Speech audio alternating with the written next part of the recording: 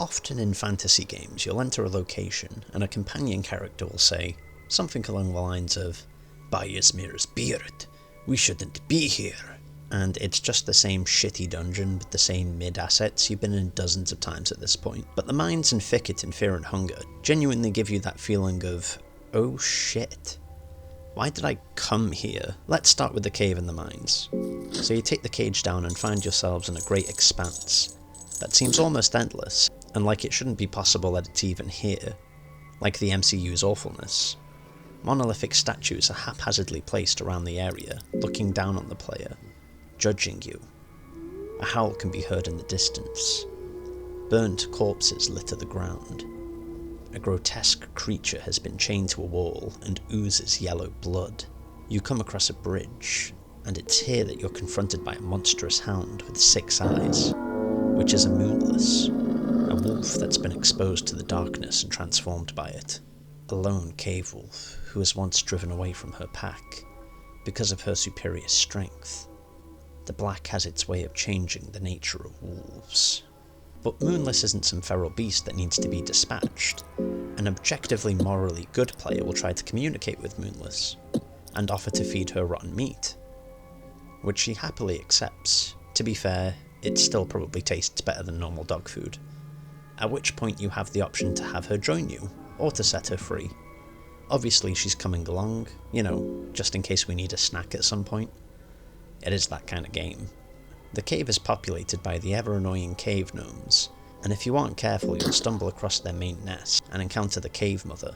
The Cave Mother is a simple enough boss to deal with. She isn't very tough. You can destroy her breasts to stop her from bringing in ads, or you can destroy her wings, causing her to retreat away from you. You leave the nest and oh shit, she's back. This time you have to destroy the brain. What exactly is the Cave Mother? Cave Mother. A being who has stayed in the darkness for too long. It longs for humankind to pregnate her. Sure are a lot of cave gnomes here. Gross. Further on you'll meet another friendly face. Pocket Cat. Well, hello, stranger. How are you doing this wonderful day? Depressed as always. New day brings new challenges. What is life without challenges? Life sure is peculiar like that, huh? Life is peculiar when you're peculiar. Got that right.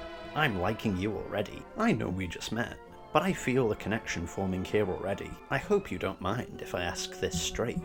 Living humans are divided into 2 groups, yes. There are children of light, those destined to walk under the bright sun. Those people do well in all hardships of life. They have dear humans who they want to return to. Even in the darkest hour, they can feel warmth of their loved one in their heart and gain extra courage from that. Then in the opposite end of the spectrum, there are people of darkness.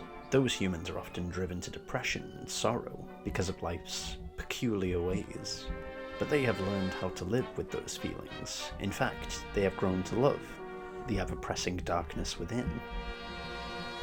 Those humans are able to draw energy from darkness.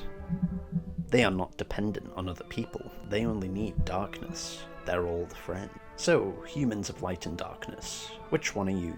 Light. I see. I'm surprised to hear that, to be honest. I hope you don't let these dungeons affect you in that case. Well, anyways, I'm a merchant of sorts. I sell precious items and weapons for those in need. The funny thing is, though, I don't want your gold or silver. I will trade items for human children. Bring them to me, and I'll make it worth your while. My pockets are very deep, you see. Like the human Hydra, he also wants the girl, except he'll actually trade you something useful for them. We politely decline because, Jesus Christ, Pocket Cat, you see, is a furry. Well, that's not really fair. Just because he's a perverted monster doesn't mean he's a furry. Considering his overwhelming desire for children, he's more likely to be a politician. Moving on, we head into the mines.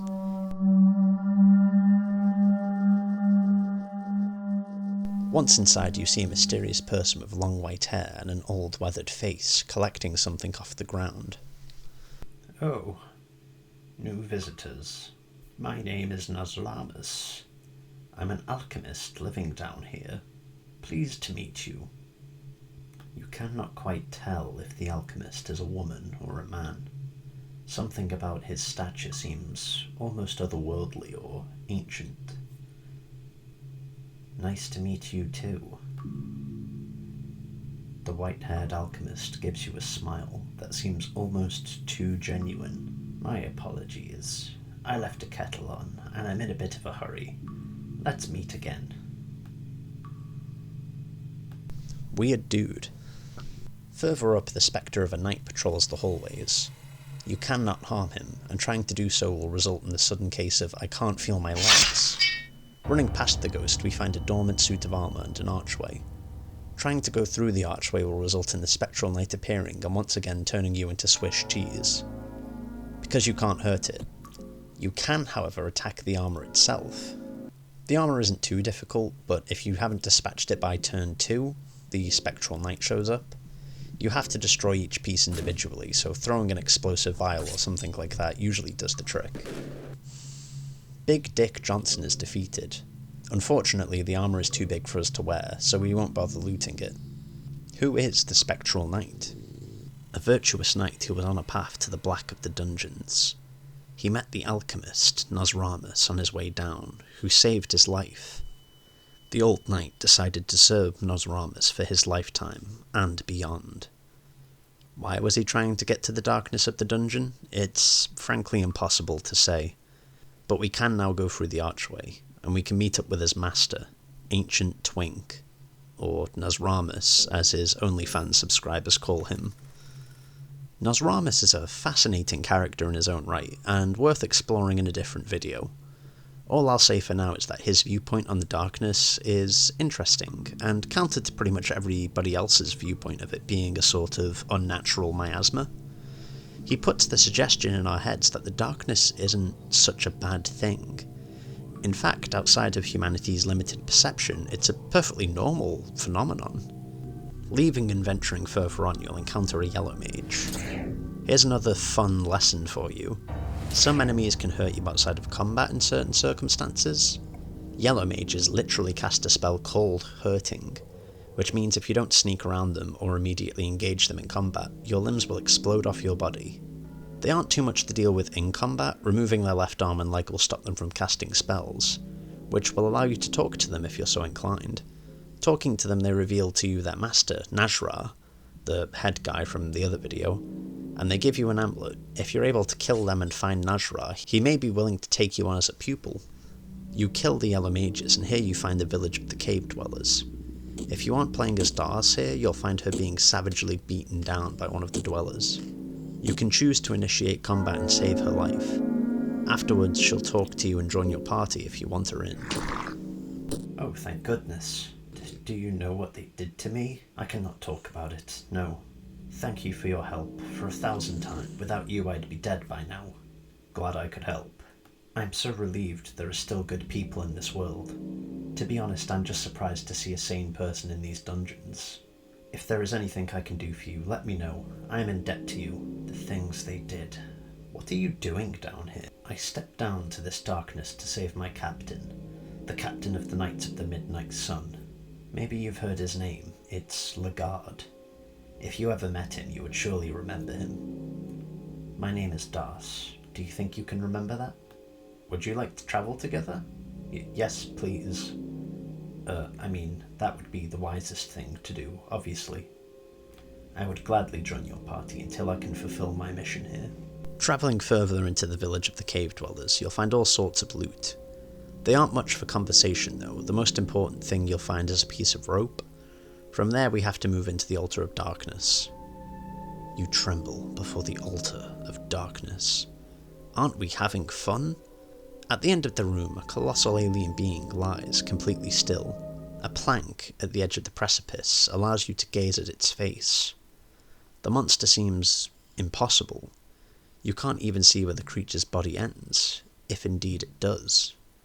We stop in the next hut and find a strange cube-like thing. If you're playing as Ragnarvolder, this is what you came here for. Naturally, we take it, and pandemonium erupts, as the cave dwellers are now hostile to us, and oh shit, we have to get out of here. In all seriousness, the cave dwellers are really easy to deal with. The cave dwellers are an interesting addition to the story. Up until this point, almost every group of enemies we meet, be it guards, gnomes, and zombies has been hostile. This is the first group we've met that are actually cool with us. unless of course we save Darce and steal their Lego brick. To the point where we can actually trade with them, steal all their other shit, and even watch their adult entertainment. Yeah, obviously no way I'm showing that. Damn you, Miro. So you go down the mine shaft, assuming you didn't forget the rope, and we find ourselves in a lower area of the mine, where you'll encounter a group of men wearing wolf masks and eating each other. The player can choose to participate. Doing so will replenish your hunger bar and confirm once and for all that yes, you are a horrible person. A fact that will only be made even more evident later on when you pick a piece of poor Stephen's lower intestine out of your teeth. You and your party leave, electing to never discuss these proceedings ever again, and here we can find the sword Blue Sin, trapped in stone. You can touch it, causing the mine to shake a little.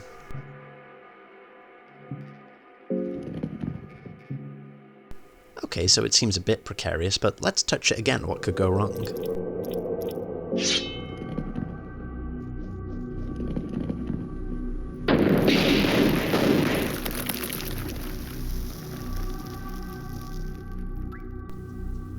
So, the first time I did this happened. But let's not do that for now. Travelling further on and following the tracks, we run into Kahara again from the prisons. Oh, hey, great to see you alive. You had me worried. Great to see you well too. Hey, yeah, I definitely don't want to dwell these nightmarish dungeons alone.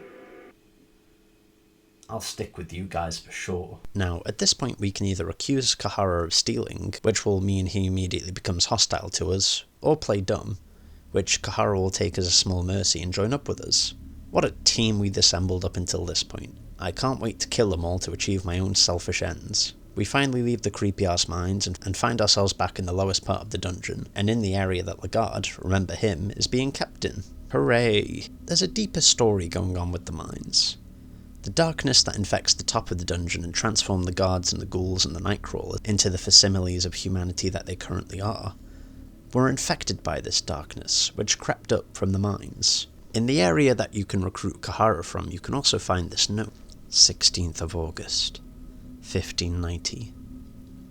The madness has spread in the dungeons like a plague.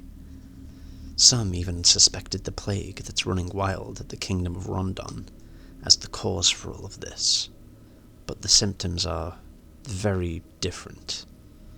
Very different, to say the least. The remaining troops took refuge in these mines, in hopes that the kingdom would send help at some point in time in the unforeseen future. That hope is running low, however. Captain Rudimer set foot to the underground city of the cave dwellers, and traded that bizarre artifact for food and supplies. Now those supplies are running low. We tried to scavenge food barrels wherever possible, but it's not enough to feed us all. The hope is indeed running low, as even the captain seemed to lose his mind some days ago. He ran into the dark dungeons on his own, wearing nothing but a sheet of cloth. We are going to die down here, aren't we? The wolf masks we find are what is left of Captain Rudimer's expedition down here. The good captain himself is nowhere to be found. Rudimer took the Cube of the Depths from Legarde and used it to trade for food with the cave dwellers, and were then possibly given safe passage to go down the mine shaft, at which point they were likely lost in the labyrinthian structure of the mines, and hunted by the ghostly spectres that haunt the place, that can only be harmed by incredibly rare enchanted swords. They would eventually embrace insanity and become servants of Grogoroth, the old god of destruction. I do have to wonder though, what exactly Rudimer thought he could accomplish by coming down here. Given the mounted heads at the cave dweller village, I think it's safe to say that diplomacy wasn't long for the world between the two parties, and the fact that the rope has clearly been pulled out of the mine shaft suggests that the cave dwellers knew that they were sending them to a grisly end. In any case, we have no time to dwell on this now. We came here for a reason, and it's almost time to meet it.